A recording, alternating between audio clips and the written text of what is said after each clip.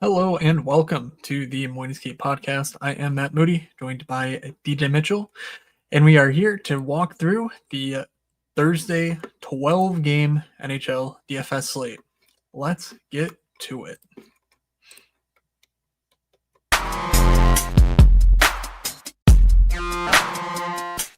You're saying they're looking like an idiot.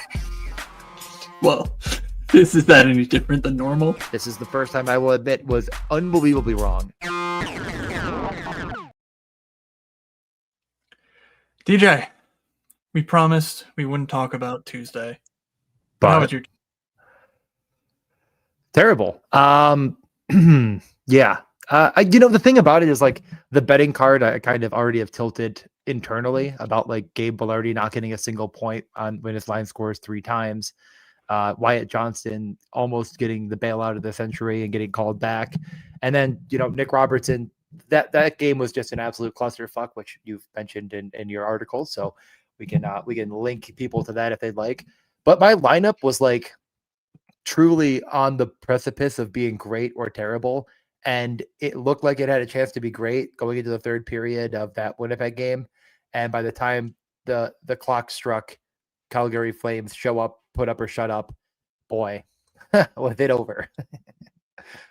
Yeah, usually when your night depends on the success of the Calgary Flames, you're not going to fare all too well. So it is what it is. I had my Bedard team with the St. Louis Blues, and I was pretty upset about it, mad at myself last night. And then I sort of was writing the recap, and I looked through the game, and I'm like, wait a second. St. Louis had the second most expected goals on the entire 16-team slate. Okay, well, and then you think, well, okay, Thomas got an assist, and Falk hit a bonus, and Snuggerud bonused, and Holloway, whatever. But it wasn't all, it wasn't a hat trick, and you needed 2 hat tricks to win, and I only had 1. So that's what it boiled down to. I wrote up the entire slate though over on my newsletter, moods.beehive.com. So go check that out. I added everyone in the Discord with it and everything else, or you can find it on Twitter. I'm at Fake Moods. If you like this show, I bet you'll like my recap of the slate. So let's jump into Thursday's slate though. We do have 12 games ahead of us. So anything off the top you want to talk about here? I think you covered it, obviously everything very, very well. In your article that I haven't read yet, so I'm just going to take your word for it that you didn't put a bunch of nonsense. I will read it, but a little bit busy today. I don't think there was anything like major to take away from Tuesday's slate. Was Tampa sneaky? Ooh, I don't fucking know. Maybe not. But some people got punished, some people got rewarded. Congratulations to those who were rewarded. We were punished. What did your lineup finish with? I think I was like 105 or 108 or something in that range. What did you finish with?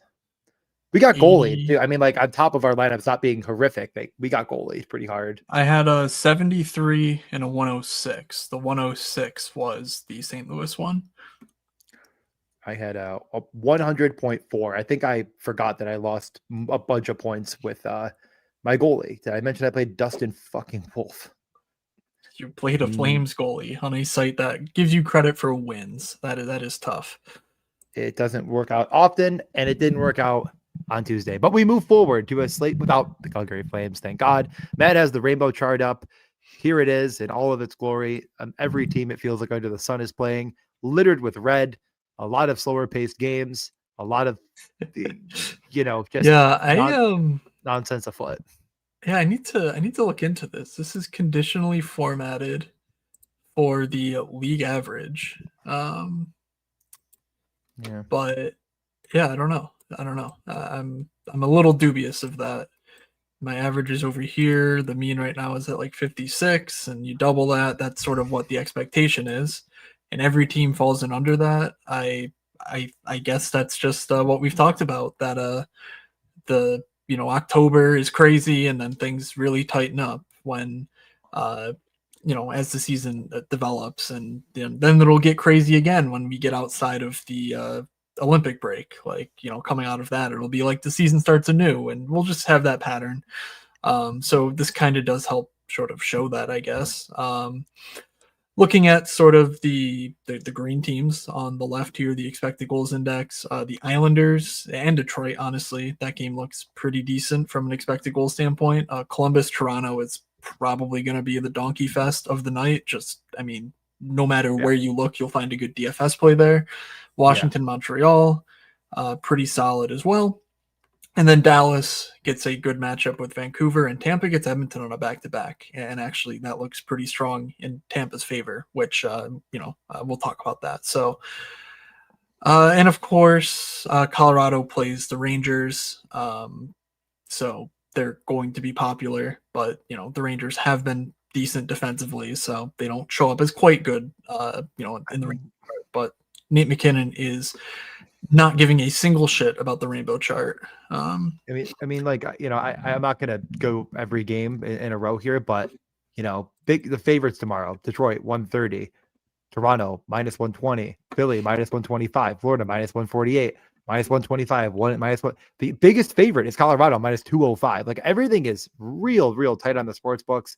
There's some 6.5. There's some stuff to cover here, obviously, when we get into it, but like, I don't think there's any monumental chalk other than I do think you're right. Like, a 6.5 with a favored home Toronto team with very cheap options and big roles is going to be really hard to overlook against a Columbus team that, like, I get why you want to stack against. So we'll get into everything, though. Good overview to start, but if you're ready to go game by game, we could get into the Islanders at the Red Wings if you are so inclined.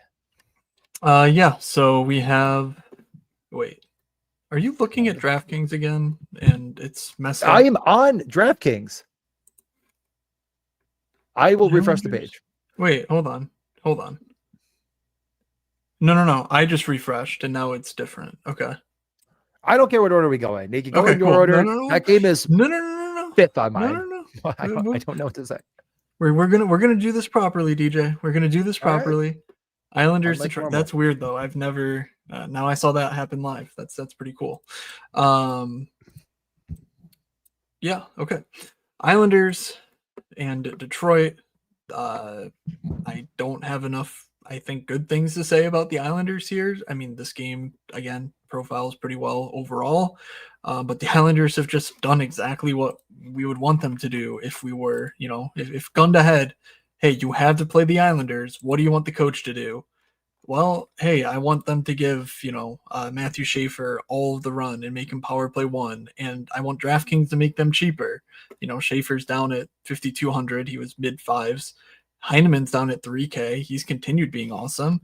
And I would also say, hey, I want the top six to play all the minutes possible. And when you look at the bottom six, the only guy getting more than 12 minutes on this team is JG Pageau, who has like a defensive PK role. So all of these guys are in play for 18-20 minutes. Holmstrom was sick last game. I'm guessing he's back, though given the illnesses going around the league, he could be fighting for his life right now. Who knows? But it was Max Shabanov who played there last game. He only played 12 minutes. So yeah, it was maybe honestly a bit of in the double end. shifting. Yeah. You're right. Yeah, they did switch it to Andersley too. So they were winning. So what? Yeah, it was Shabanov if they were losing. It was Andersley probably if they were winning. And yep. So this game on paper feels really good. I feel like a lot of the priors I have going into this game are like both teams are giving it up a decent bit defensively and like pretty front loaded. My biggest issue is I feel like it's a little bit overpriced for what I'm getting on the Islander side still. But I would say this, like, play Schaefer if you're playing the Islanders still, like even at 5,200. I mean, he's probably getting there if the Islanders are. But I really think my interest in this game is back on the Detroit one. They were not as popular as I thought they would be last slate. And now I'm thinking they're in pretty much the same, if not, I don't know. I don't want to say better spot, but like just as good. Like, I respect Seattle enough defensively. They're at home against the Islanders, and this is this matchup. No one's like, I really like Detroit a lot. So do you want to talk me into the Islanders or?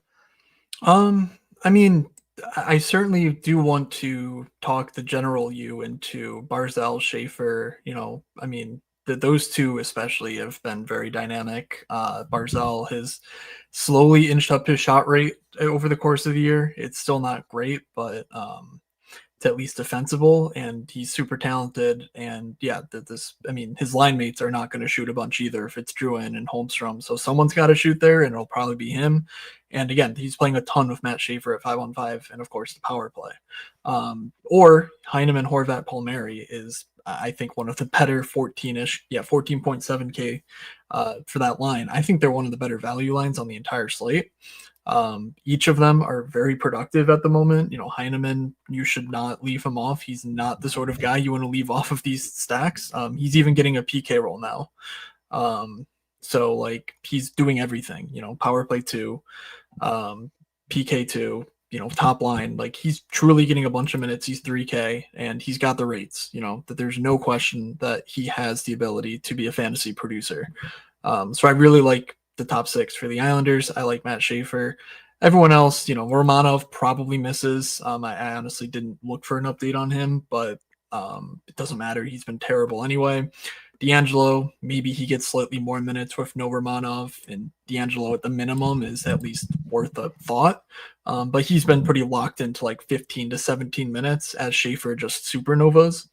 So I don't really want to play Russian roulette on Tony D on this biggest slate. So let's move over to Detroit. Talk to me about your interest. Probably the top line, or are you going Com for Finney Kane like a slappy? I'm not, but I will say that second power play played 14 seconds. It did score last slate to at least help try to make it look like Detroit won was going to slightly get there. But I do think, like I said, Detroit won. I really like a lot. I think it's one of my favorite stacks on the slate. The expecteds, the actuals, everything looks to be showing up. It's fully correlated. It still gets Sandine Pellikka, and it's not maybe the shiny new toy of last slate where you got this new Sandine Pellikka at 3,100. And now he's 2,900, so even cheaper than he was before. He did get an assist. He did play 20 minutes.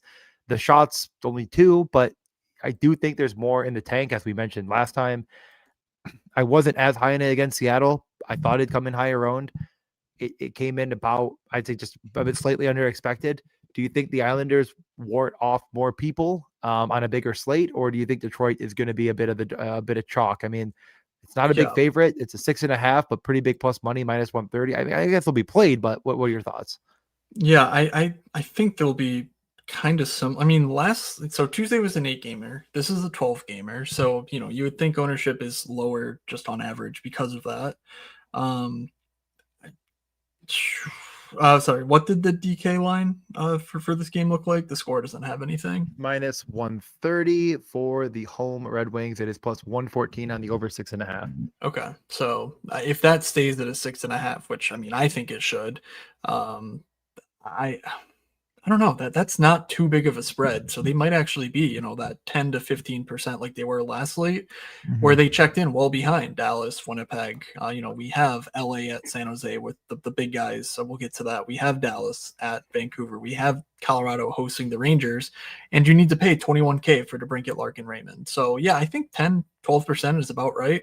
The reason I really like them though is because of ASP. That price is just way too low. He's the guy who we earmarked him coming in. It's like, hey, this guy could be a fantasy guy, and he hasn't played monster minutes. He hasn't been super productive, but you take a look at him relative to other defensemen in the league. He's right around league average in terms of DK points per 60. He's above average in both shot attempts and primary points, and now he's just getting the power play 1 run here. So, it hasn't hit yet, but for 2,900, I'm definitely locking him in with DeBrincat, Larkin, Raymond, or even 2 of those guys if I stack Detroit. But I certainly would also consider him as a one-off alone too. Brave of you. Very brave. Right. No interest really in the ancillary pieces like Emmett Finney is 4,200. I mean, I get Patrick Kane's been decently good, but I'll pass this time. Okay. Let's get to the Devils and Florida. The Devils practiced today with the same lines they ran out in Tampa. How'd that go? Yeah, it didn't go great. It did not go great. Dougie did not practice, so I'm not sure. I'm guessing he's fine, and it's just maintenance sort of deal. But they had first on defense, Hughes, Dillon, Siegenthaler, Nemec, and Cholowski at Dougie. Colton White would be the guy if Dougie misses here. Gritsuk, Heisher, Bratt, Timo Mercer, and Connor Brown in the top six. Are you looking at the power plays from last game? Did they Yeah. use Nemec on the top unit? So the unit that got more playing time had Oh Nemec, but boy. it's certainly not the top unit. It was Okay. Heishier, Timo, Luke Uh, Hughes, Bratt, Mercer. I have to assume that's the top unit, but okay. Dougie, Yep. Nosen, Nemec, Palat, and Gritsyuk Yep. were the second. So exactly as you have here, it was ugly. I mean, Luke Hughes getting like that was the funniest thing in the world because I was keeping an eye on it, and it was like, okay, they got Dougie back. So was it Dougie or Nemec? And they're like, Luke Hughes. It's like, what the fuck? Like, you had Nemec last game, and he was, I don't understand. These guys. Um, Yeah.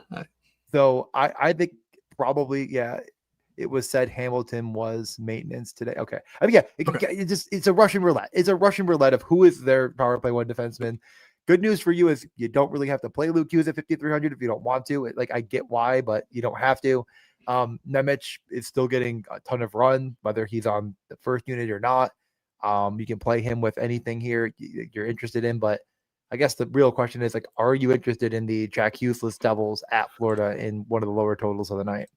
Yeah, I mean it's certainly tough because they didn't look great heading into Tampa. We talked about that on the pod, but like all these injuries and guys coming back, it's just kind of like, well, is that? But also, there's no Jack Hughes still, so like, is Dougie, is Connor Brown, like, are Dadonov, like, are these guys that like should at least be contributors for this team? Like, they're not AHLers, they're not Brian Hallinan, sorry to him and his family, but like, they're certainly upgrades. Doesn't matter for fantasy though. And I think I come down on this big of a slate. The answer is just like we know. Timo at 5,800 would be the only guy, but like, I don't know. I'm not a Dawson Mercer guy, so like maybe you are. Maybe that shifts it for you. But I especially now am, that we and don't it get a cost me $20 yesterday. We still have to double or nothing on this slate, but yeah, we can pick what we want to do. We don't have to double or nothing the same bet. We can make a new one if we'd like. yes, we will figure it out. So with all that said, like I don't really feel great about Timo's outlook here. No. So I would go top line if anything. 16.2K Gritsuk with Heisher Brat, like that's fine. But yeah, I would much prefer having a value on defense to work with. So talk to me about the Florida side. Any interest in Florida? Luosterainen is out for the foreseeable future. I believe I believe Samoskevich moved up there. So any interest in the Panthers?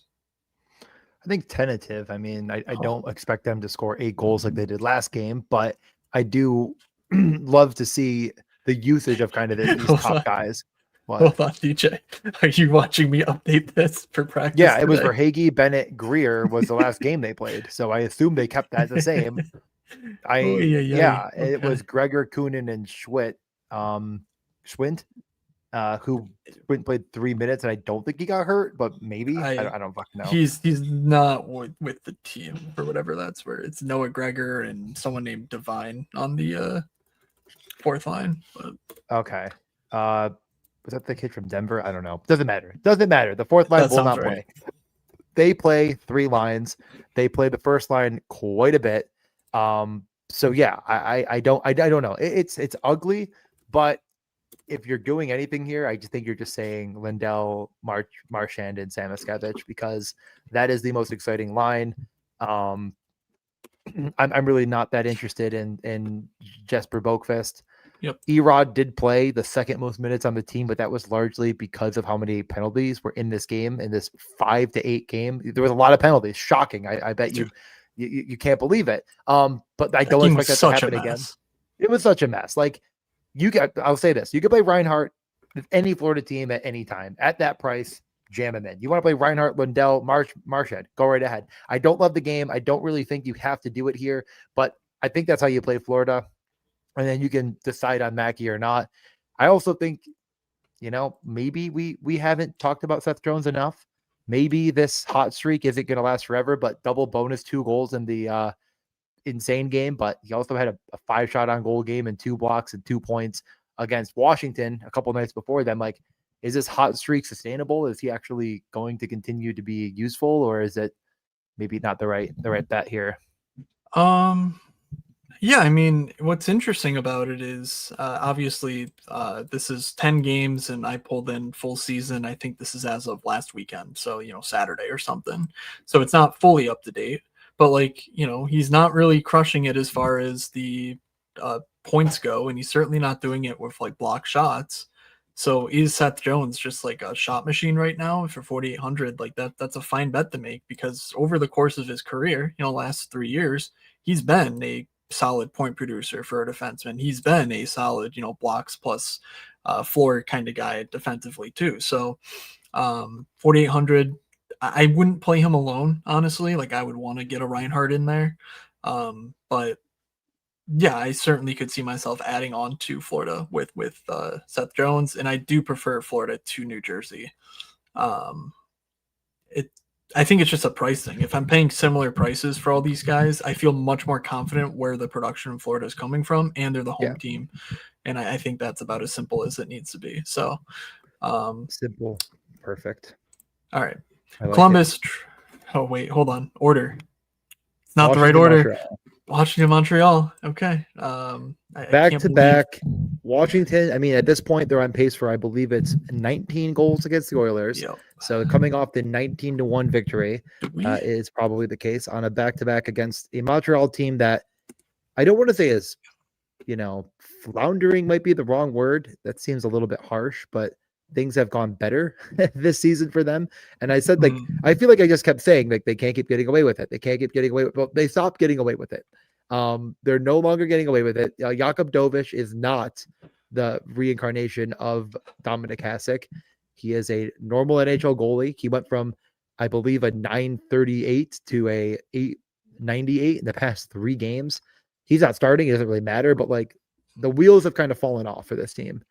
But they get a back-to-back team in Washington who, I think we talked about like over a week ago, like they couldn't buy a win. Well, I guess something showed up and they started to find those wins. So are you interested in, even though on a back-to-back, taking a peek at this Capitals team?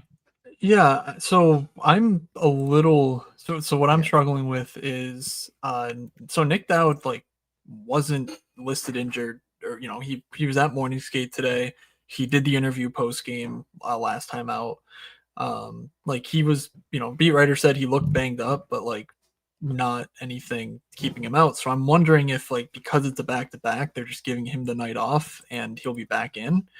Um, so I don't really want to rearrange everything here because I mean I think that Connor McMichael will not stick as their third line center if Dowd is in. So I kind of like I don't think Nick Dowd is maybe like a certainty to miss on Thursday.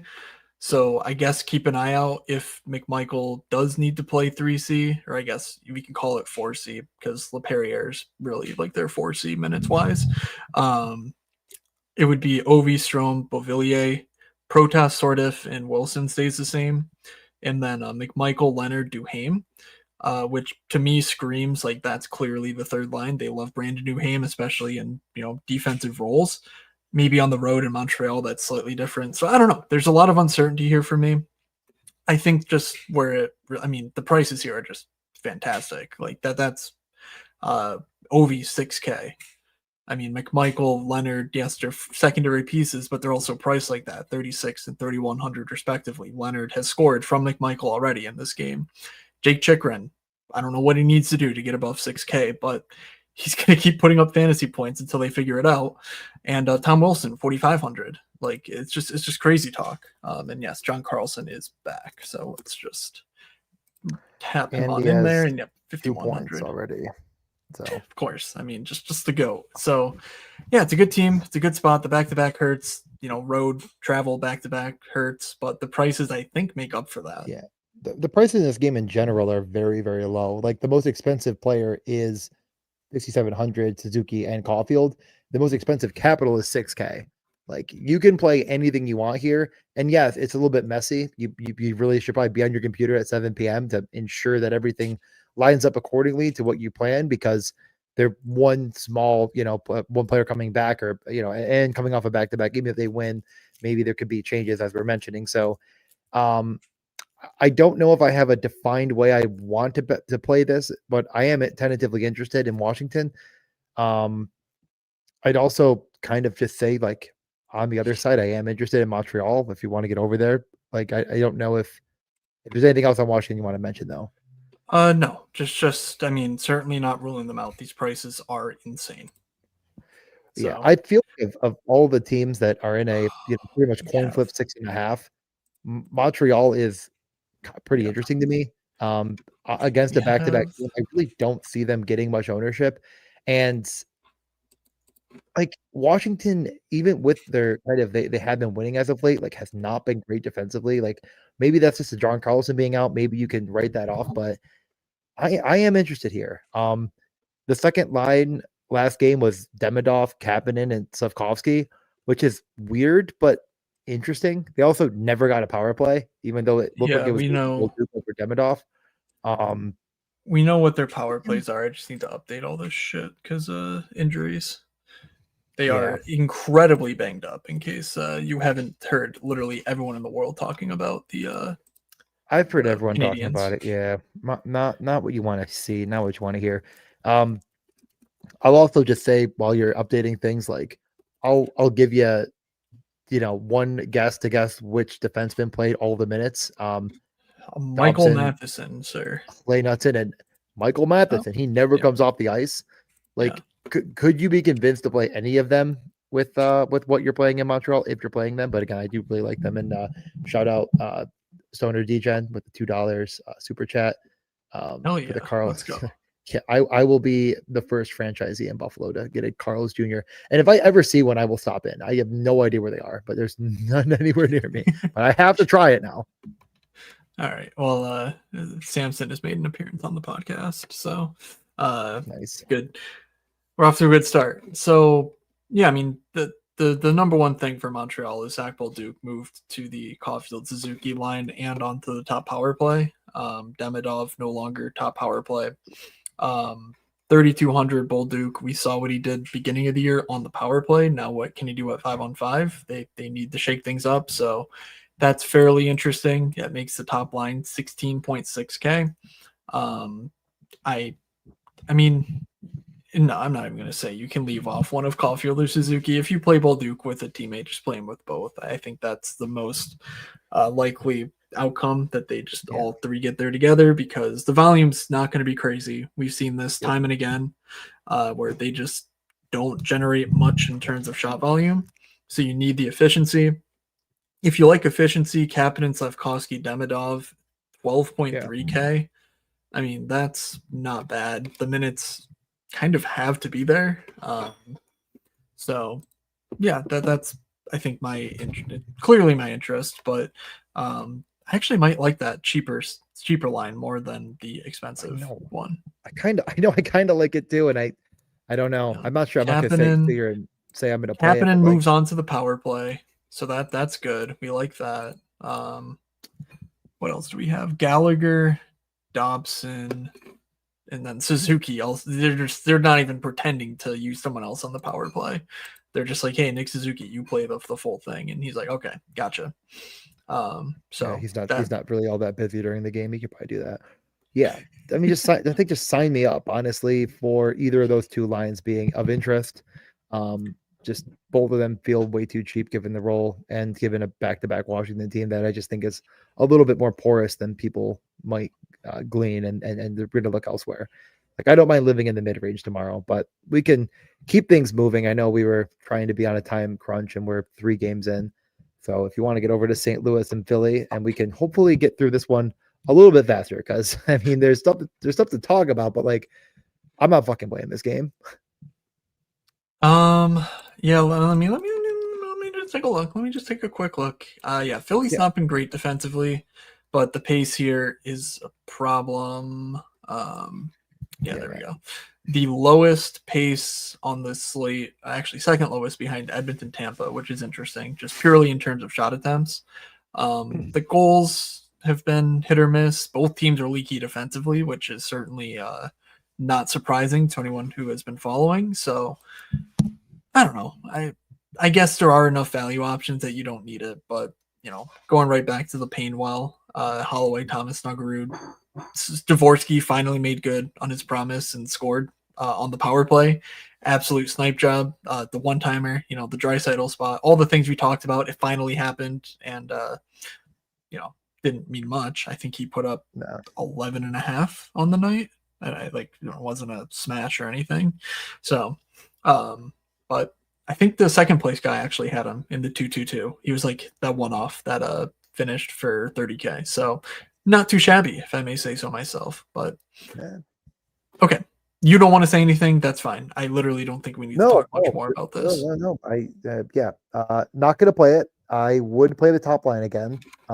Regardless, I think Busnevich, Dvorsky, and Kyrou is going to be a little bit more caved in, and that's the line that's going to generate all the offense. And if you do say like I playing Dvorsky, Robert Thomas, like I don't even think you're wrong. Like that guy is just in the spot to score on the power play, and if he scores, it's probably on the fucking power play. He had 5 shots at the net, 3 on goal. Guess how many of those shot attempts were on the power play?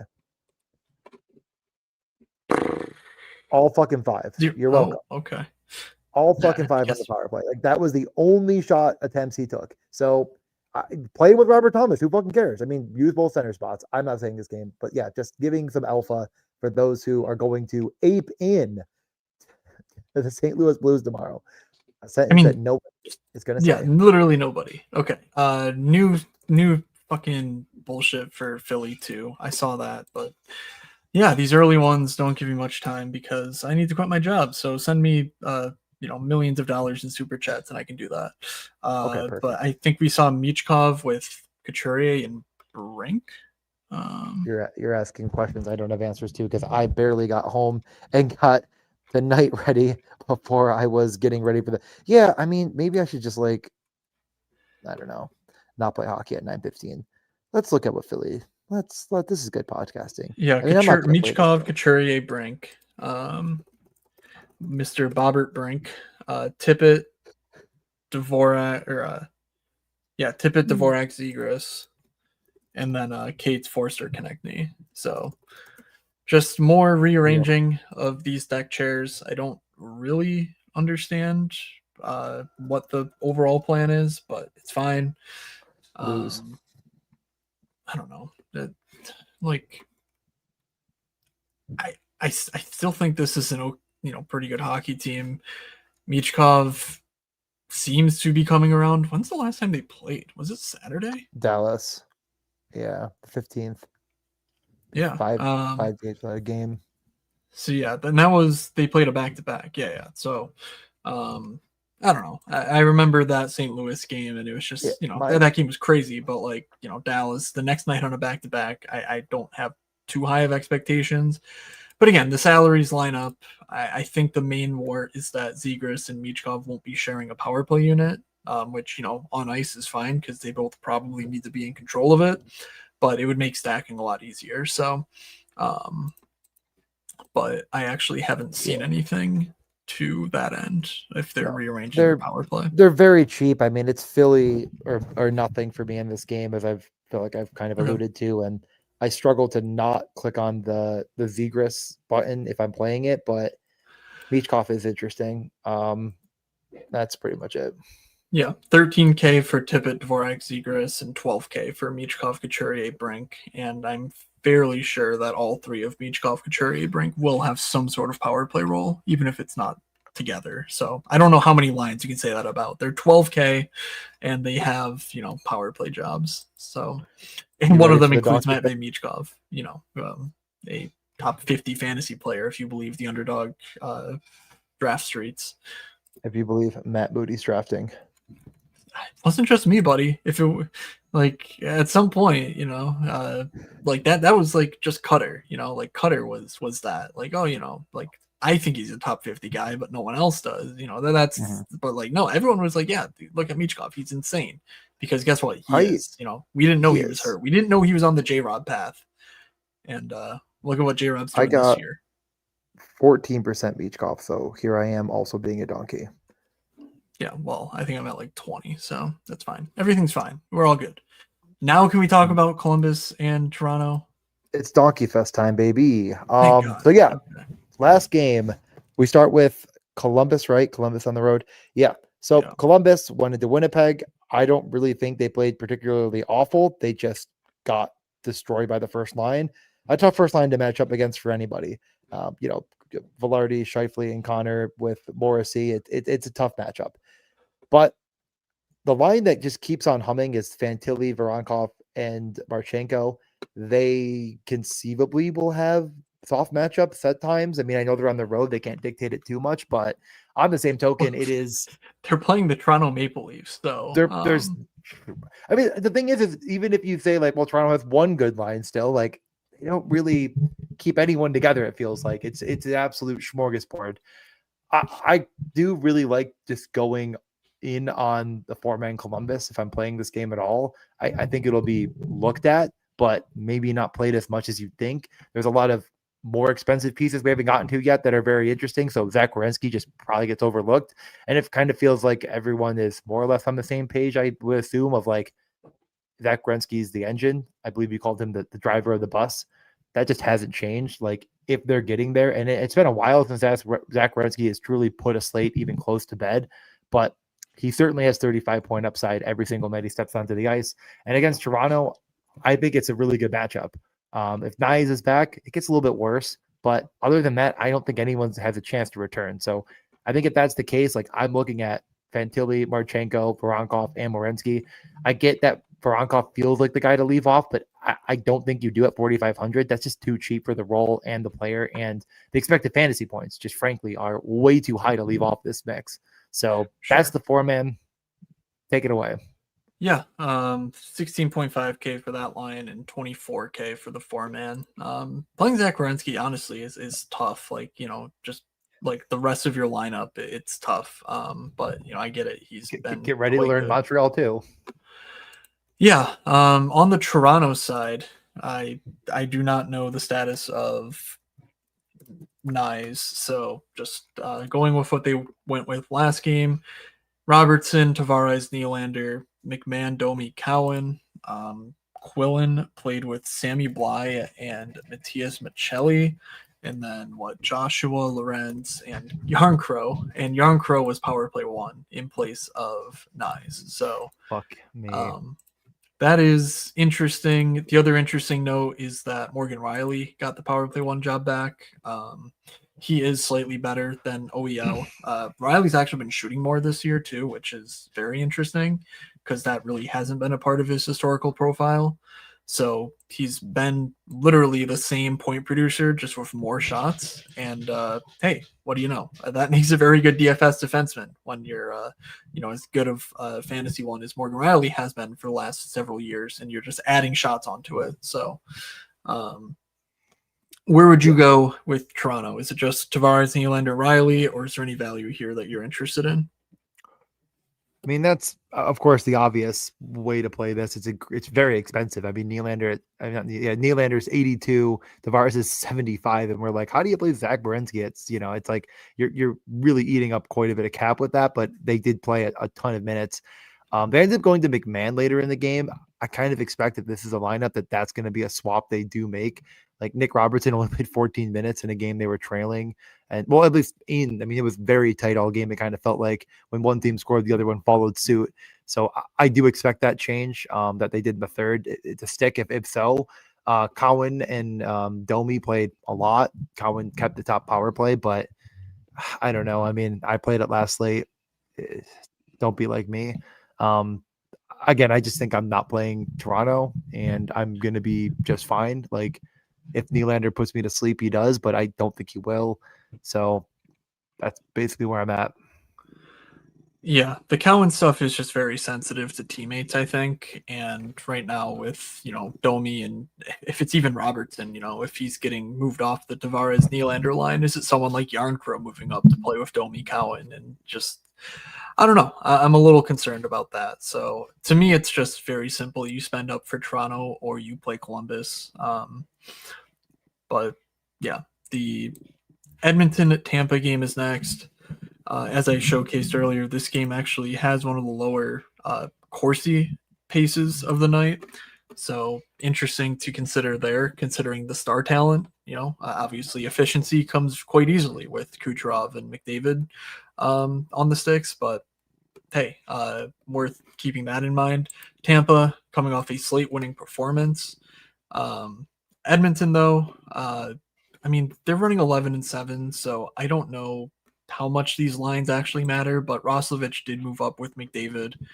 You know, I don't think that matters much. So expect, yeah, Jesus, when's the last time they were on a podcast Slate? If I have Trent Frederick as the power play one guy, oh boy, it's been a while, huh? I haven't seen these guys around now. Yeah, I don't know. McDavid's 9,100, Draisaitl 8,600. It's just a matter of if one of these random donkeys goes off and hey, I opened up a contest a couple of minutes ago to find that Sissima played a one guy from this game, and it's Darnell Nurse. You'll never believe who has the two goals in the first period for the Edmonton Oilers. It's Darnell Nurse. That's so fucking stupid. It's the only player in the contest with him. Just incredible. I mean, what a talent Sissima is. So yeah, does that happen here? I don't know. But I think for Edmonton on this big of a slate, you do want to take a defenseman with, with your stack, because if they go supernova, one of these donkeys is going to get there. It's probably Bouchard, but is it Nurse? Is it Wallman? Is it Ekholm? They've all been very good historical producers. So any general interest in this game, or is the matchup and the back-to-back too much for you? I mean, McDavid, Draisaitl, Hyman, like if they're trailing, those guys just play. But the problem is if they're trailing, like I don't know. I mean, they're not giga smashing. So how do you play this to perfection? I don't know if there is a right path. The majority of this team stinks out loud on the bottom six, and they don't get a lot of playing time. But I'm just willing to, I think, cross it out and say that the trends are right. The back-to-back nature of this is gonna be enough to keep very, very expensive McDavid, Draisaitl away from the winning lineup. And again, I really think that I'm just more interested in living in the mid tier, like I mentioned. So this game just isn't for me. I'm not fitting in McDavid, Draisaitl, Kucherov, Gensel, any of these pieces in with what I really want to play, like I mentioned with Detroit, maybe Montreal and Columbus. So it's gonna be tough. All right. Tampa, they switched up last game to be Kucherov, Cirelli, Hagel, and then Gonsalves, Point, Gensel to start. Just doesn't matter with Tampa either. Like, Kucherov is going to play for everyone. The power play is certainly going to be where the majority is derived from, but like Gonsalves played 12 minutes and Kucherov just double shifted with Point, Gensel anyway. So the guy to keep an eye on is Victor Hedman, because right now Declan Carlisle and Steven Santini are their third pair, thanks to injuries to both Chernak and Hedman. If both of those guys miss again, I'll highlight them yellow just for the fine folks here, but I'm not going to go through and rearrange stuff. Both Darren Radish and my guy, DeStew, I think are very interesting. Radish, of course, coming off the monster smash, he's going to be the guy that gets ownership, 3,800. Radish has been good this year. He's been shooting, he's been shooting a ton, actually. Not when I bet him. Except for when you bet him, yes. Great job, DJ. You did it. I found the zero. I found it. Yeah, also Nick Paul, I guess, didn't play, and he was sort of like practice. So he also could be back and playing. So I'm not sure what to make of that. Anyway. It is funny when like Dominic James is back at exclamation point from TB Lightning, and it's like that's where we're at. Like yeah. We're saved. Like it's like okay. So yeah, it's tough sliding there, but yeah, I mean, again, like I think it's all the more reason for me to say I'm good. No, thank you. I'm full. I'm not planning on playing it. Yes. If Tampa does it again, and Jake Ensel, cover boy, by the way, does it again, so be it. Yeah. Here's the minutes from that game. It was a blowout, and Santini Carlisle just didn't play. Like, if that's a close game, you might see Radish, Lilleberg, Destow, and Moser hit 25 minutes, 26, 27. So that's what I'm looking for. If Hedman and Chernak are out, you just get a punt D-man so easily there. That I just like taking advantage of those situations. Right. Let's get over to Seattle and Chicago. All right, well, Seattle should be quick. Yeah, Seattle has lines. I don't know if these are the lines. We just did them last game, so hopefully these are close enough to what they stuck with.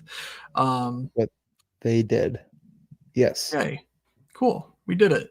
Marchment, Beniers, Eberle, Schwartz, Stevenson, Winterton, Catton, Wright, Tolvanen. DJ, can I make a guess on Shane Wright's time on ice? Are you looking at it right now?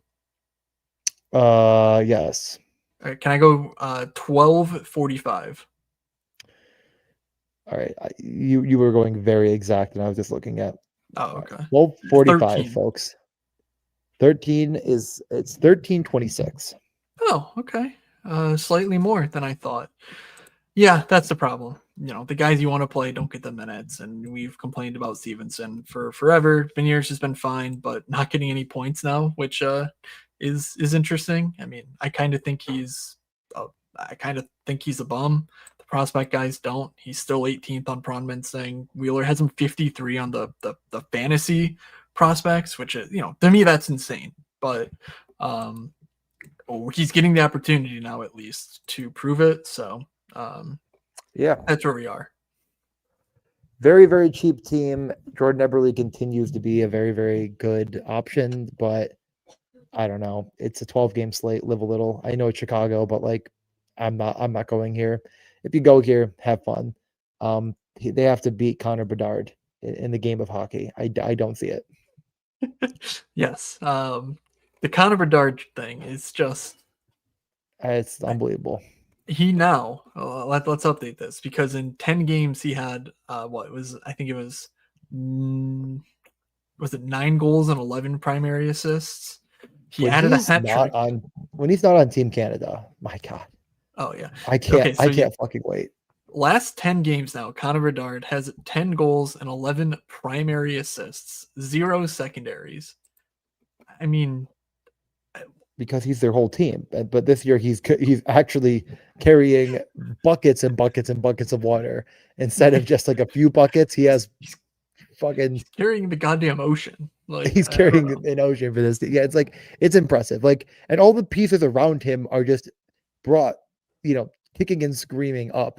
I mean, we mentioned it last time. Like, is Burakovsky in play? And it's like, kinda. I mean, the 7.8 enough? No, it's not killer, but like everyone that he plays with, it's just like you consider. Like, are you clicking Ryan Green?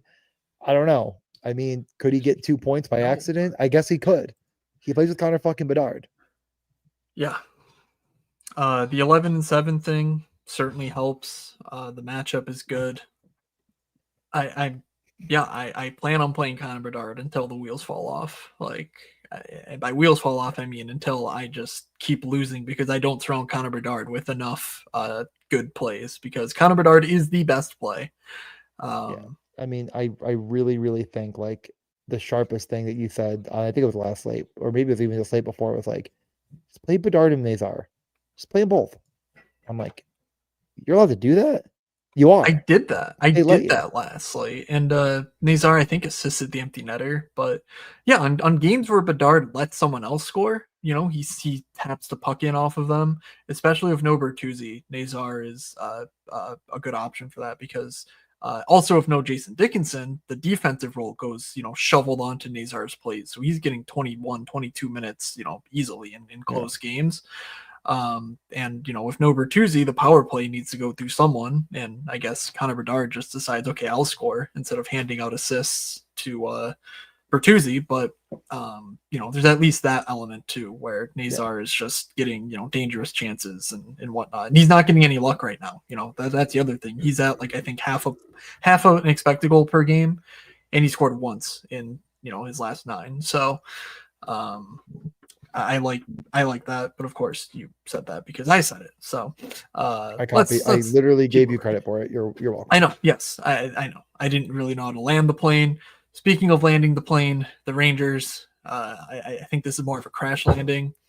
JT Miller has already quit on them. It took less than a full year, and he's already the talk of the town. So, what are your thoughts on the Rangers here heading into Colorado? Not a ton. I just don't see how I'm playing this against an absolute buzzsaw. Like it like sometimes like some of the pricing gets a bit lowered against these really tough matchups. Like it just isn't lowered enough in hockey, I think sometimes. And like how like 7,500 Panarin, like you just can't click it right now. I mean, it's basically it's not quite Connor Bedard price, but like you couldn't find the 900 or whatever it is, the 800 for Connor Bedard in this situation. Like Yep. you find it. Like you're not playing Panarin. Okay, so you're not playing Panarin. The only punt that's worth a grain of salt, I guess, is Will Cooley, and he's been very good for the price at 4,300. But is he a slate breaker on his own? I don't know. I mean, no is probably the answer there. So there's just nothing to click on. Zibanejad can't score. Trocheck isn't the top power play.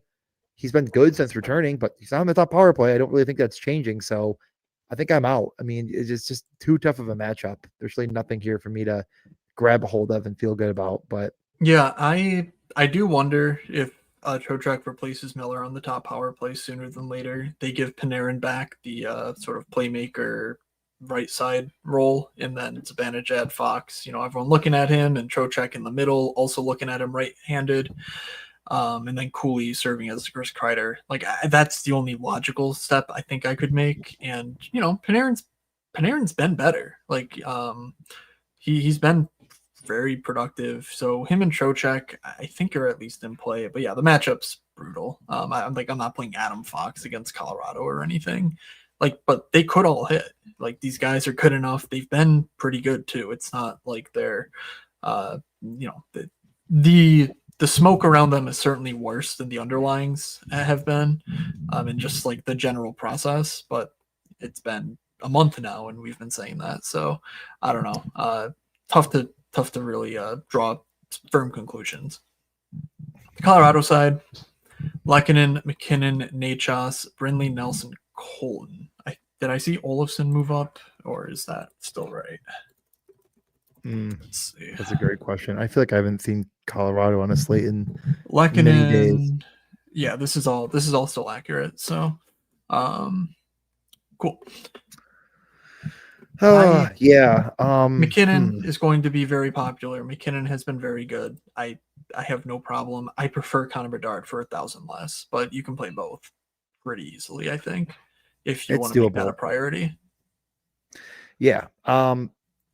I mean, again, like I think it is a fine matchup. I'm not gonna say it's a great matchup. Like for everything negative I said about the Rangers, I still think that like the core of this team in general is fine and good enough defensively to hopefully keep McKinnon from nuking the entire slate. And like I just don't really see a lot of reason to go another direction. Like Gavin Brindley's been a guy we've mentioned and has been good enough, and the role seemingly is there, but is it big enough that I'm going to bite? Probably not on this slate. It's top line or bust. It's really hard to stack. Do you consider at all just playing like McKinnon, Makar, or are you maybe considering a one-off McKinnon or grabbing more pieces because maybe that'll be less done? Is there any way of playing Colorado to more success given they will be popular? Yeah, the prices are, they're high. There's no mistaking that. I think Olofsson is okay to go with McKinnon. You're just saying, McKinnon does get a power play goal or a power play assist, and Olofsson produces that way. Olofsson's been quite good. This Landeskog, Drury, Olofsson line has been pretty good as well. The fourth line just doesn't play. Obviously, Brindley's not on both lines. Yeah, but it was Makar's brother, right? Yeah, that's right. That's right. Taylor Makar. So yeah, there's that is his brother, right? It's like that wasn't like a joke. Yep, that's his brother. Perfect. The better brother. He played 3 minutes. One kid's name is Kale, so wouldn't be shocking. Oh, he's just not on the DK slate. He's not. I was like, I don't see him anywhere. Oh, he's not there. Yeah. Okay. Yeah. Not on the slate. He doesn't matter. He played again 3 minutes last game. Tough break. That's so yeah, no, I mean it feels like it's just top line or bust. And like I gave the Gavin Brindley blah blah blah, like very talented, yada yada, whatever. Also, you know what?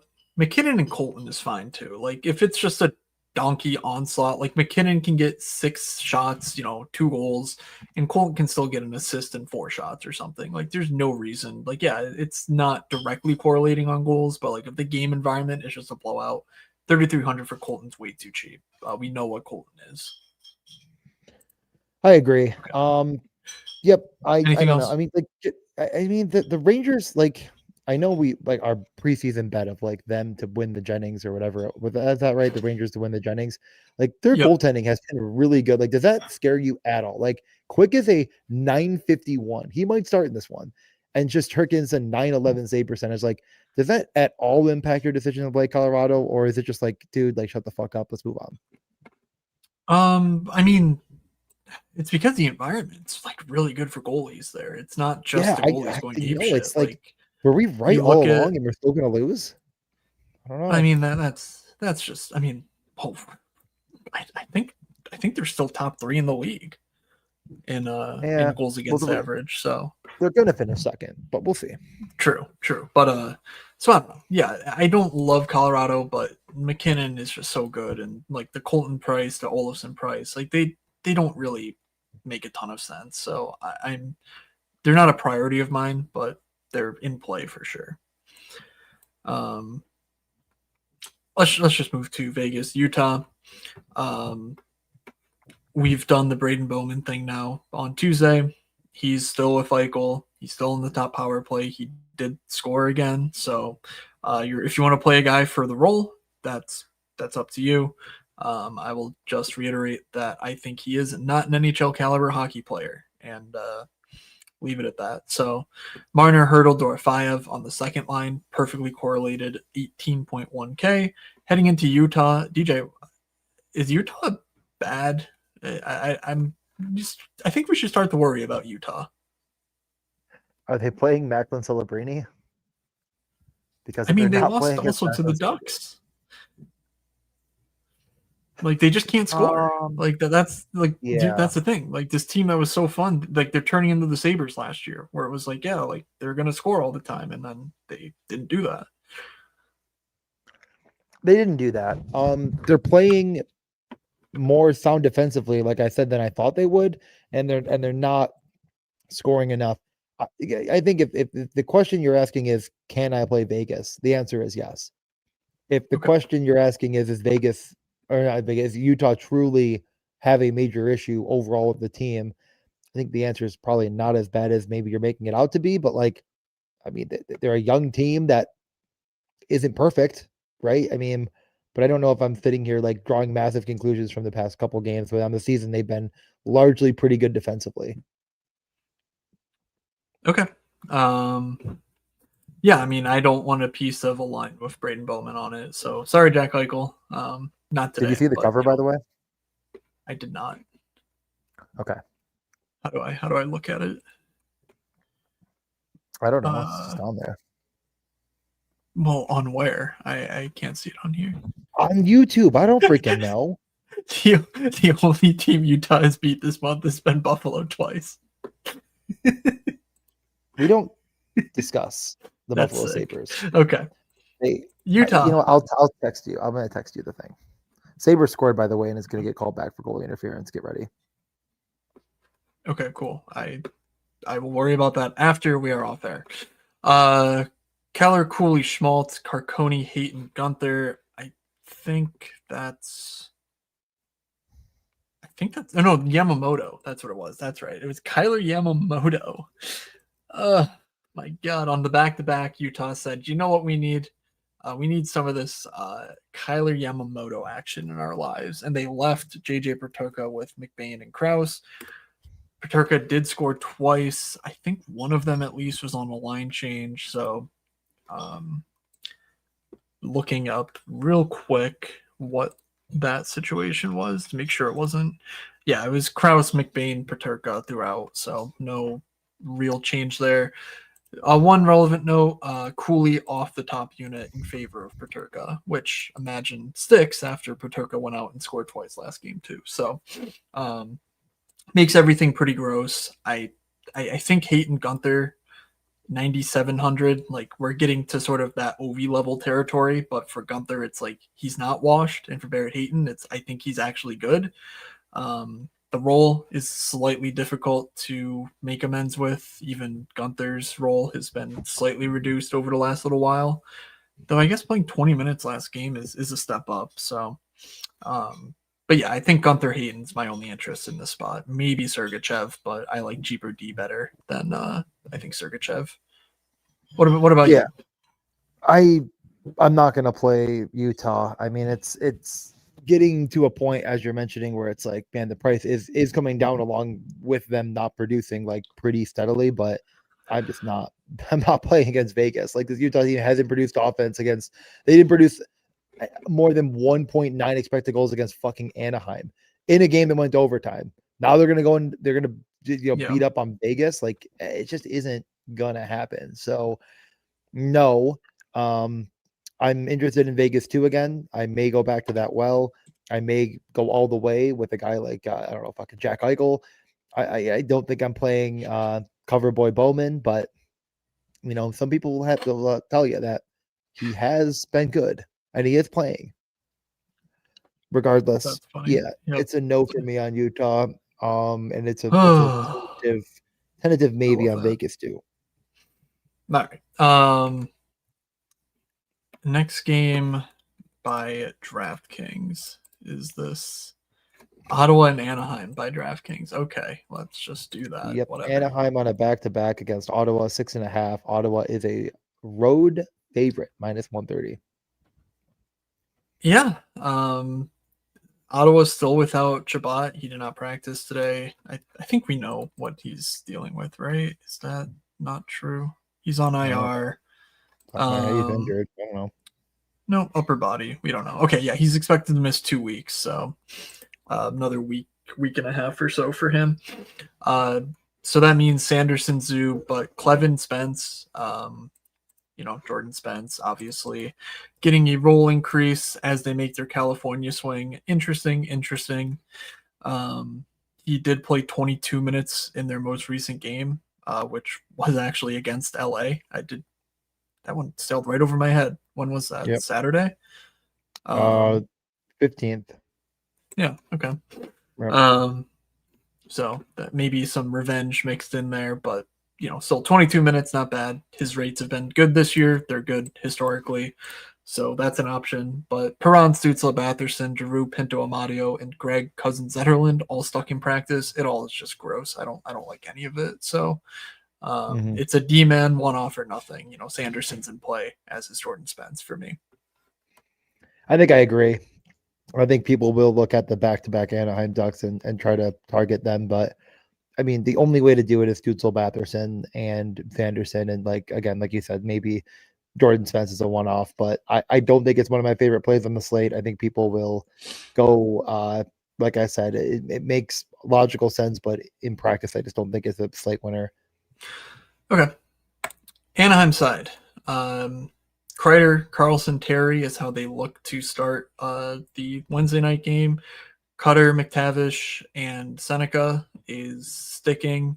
No Gramlin, so the bottom six is actually pretty solid. I think Ryan Strome is here, not Paling. So Nesterenko, Strome, Killorn. But Radko Gudas is back, so he's with Ian Moore. Interesting, last game he only played 12 minutes, which meant Trouba, Zellweger, Hellison, and Lacombe played a bunch. I was not expecting that, honestly. So I'm very interested to see how Wednesday night fares, especially for a guy like Trouba, who, if he's out there for 24 minutes, is a double bonus candidate and has been remarkably productive this season.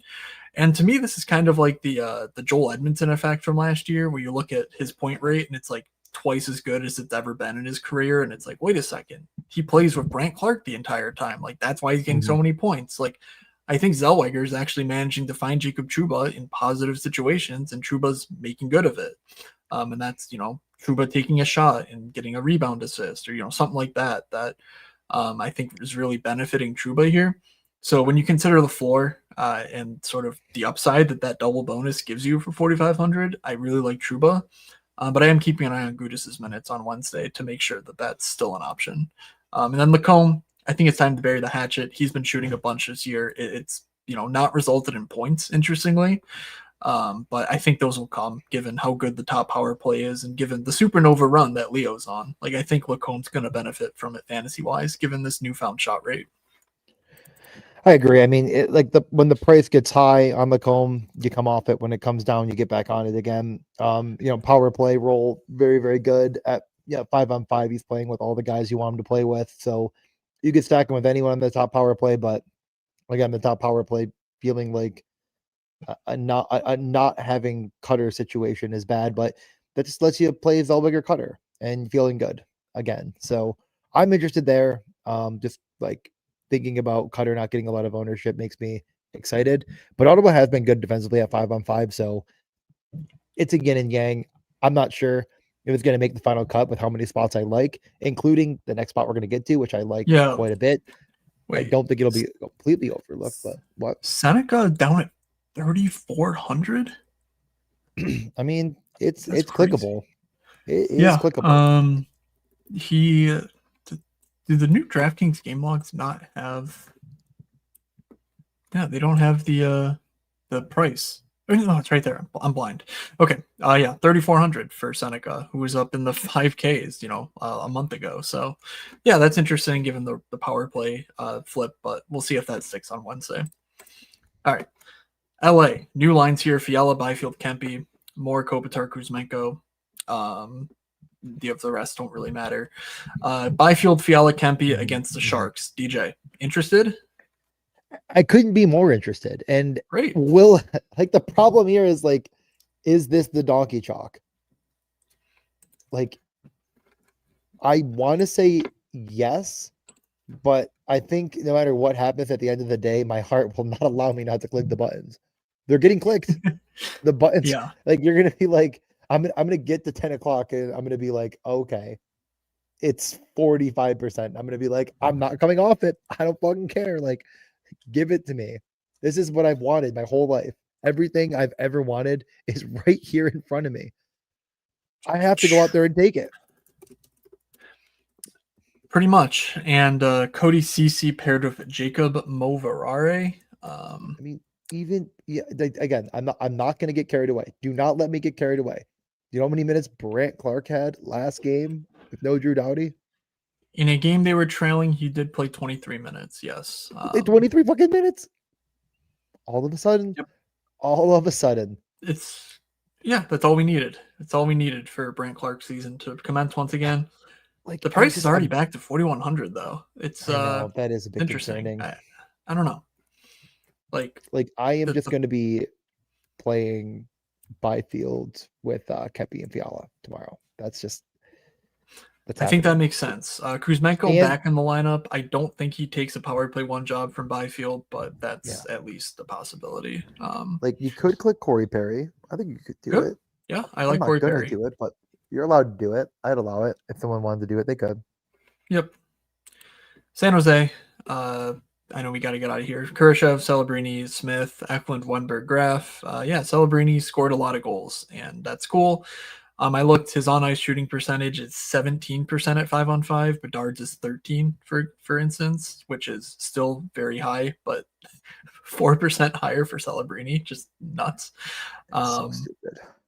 I mean, just incredible. Orlov, 3,200, was ridiculously owned last slate. He was like 11%. I was very surprised by that. I'm not doing it. I don't think you should do it. I think there are better punts, but he has a track record of NHL playing, which I think benefits him versus in Sandin Pellikka, who doesn't. So the projection systems are, I think, light on those types of guys. This is just, I mean, there's no way I'm clicking these buttons. Holy crap. This team sucks. Okay. Well, you said it, not me. So yes, please direct your anger toward DJ Mitchell when Macklin Celebrity scores a double hat trick on Thursday night. Inevitably on 0.3 expected goals. Yep. Finally, 1 per 10th expected. Okay. Yep. Finally, I think Jamie Benn's back for Dallas, and that's one of these idiots is off the power play too. Dallas and Vancouver, Steele, Johnson, Rantanen. Robertson, Hintz, Sagan, and then Jamie Benn hung out in the bottom six. So no real threat to, I mean, there's not going to be a threat to the top power play anyway, but even the top six, I think we're staying status quo for at least the next little while. Labushkin missed, which is interesting. It just means they're even worse defensively. It's the main power play guys or nothing. Anyone else you want to add to the mix? In the entire game, almost no. I mean, the Jason Robertson he is truly on another planet. I think you could play him with any of your Dallas Stars pieces and feel pretty good about it. I mean, the price is concerningly high, but I mean, it's worth it. Like, he is playing at that level. Is he going to continue to score 20, 34 DraftKings points a night on average? Probably not. But if he's going to do it, it probably is going to happen again against fucking Vancouver, who sucks. So, yeah, Dallas should be somewhat popular, I think. You would think, but like, it's really, really hard to play with how expensive it is. Yeah, pretty much. Robertson's been, he's been Bedardian in that, like, you can just play him and everything else will just fall into place. Like, the other guys might get there, but like J-Rob has just been commanding the entire offensive share, which has been cool to see. So that's my priority, but they're all good plays. Finally, for Vancouver, Kane, Pedersen, Sherwood, DeBrusque, Ratu, and O'Connor back.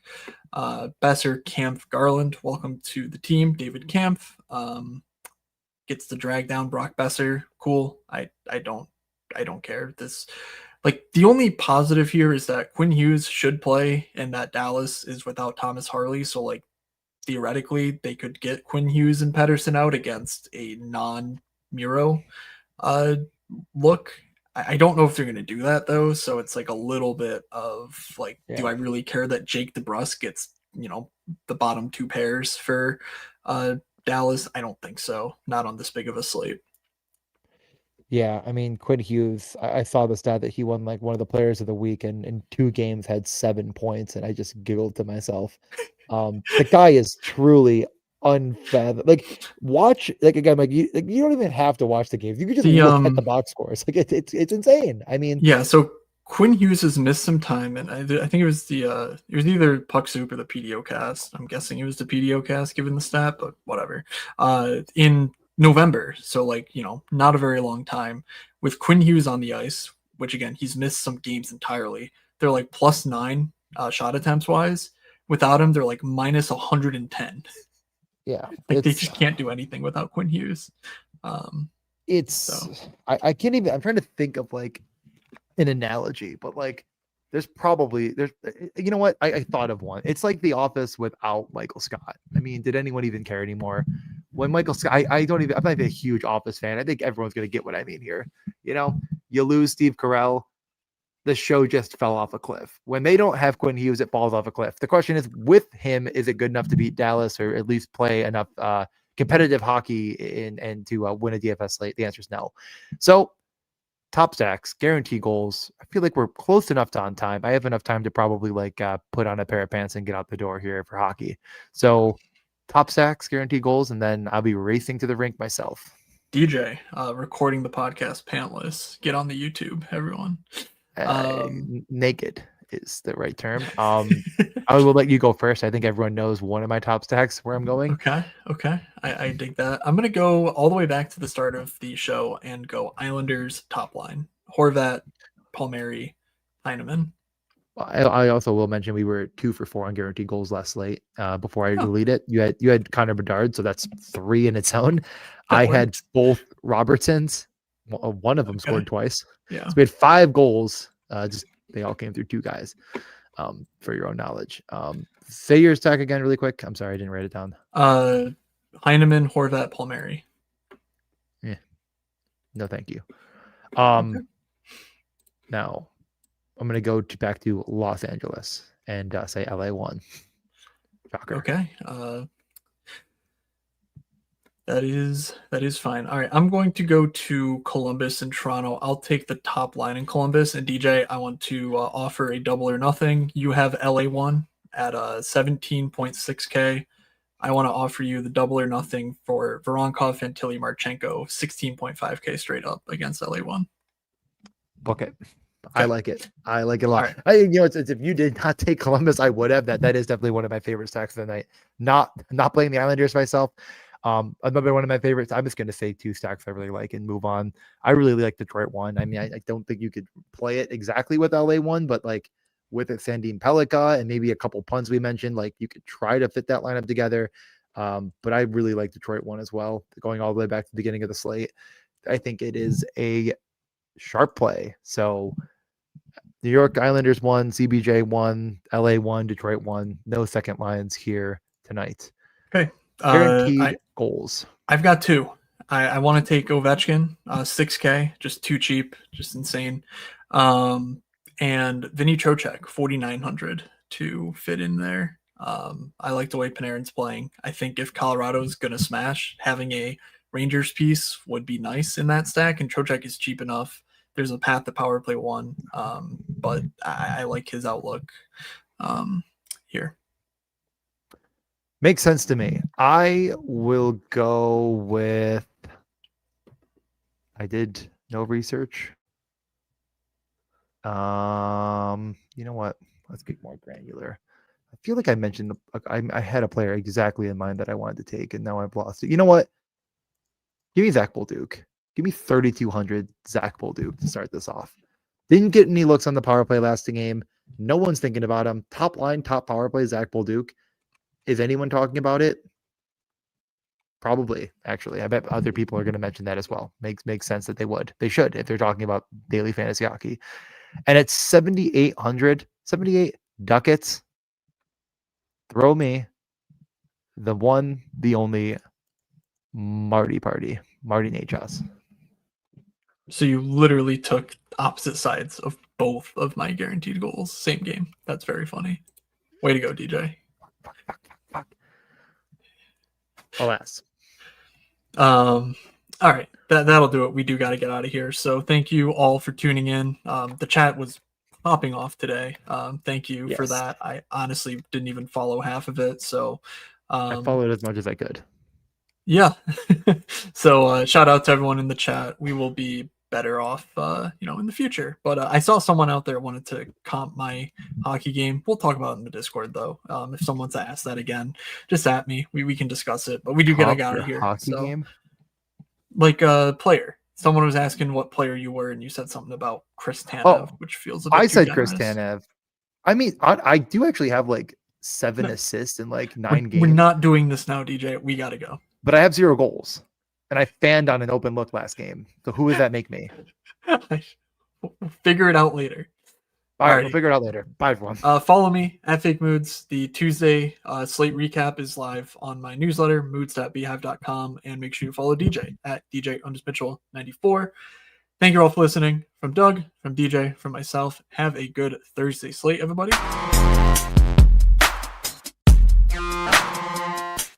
You're saying they're looking like an idiot. Well, is that any different than normal? This is the first time I will admit was unbelievably wrong.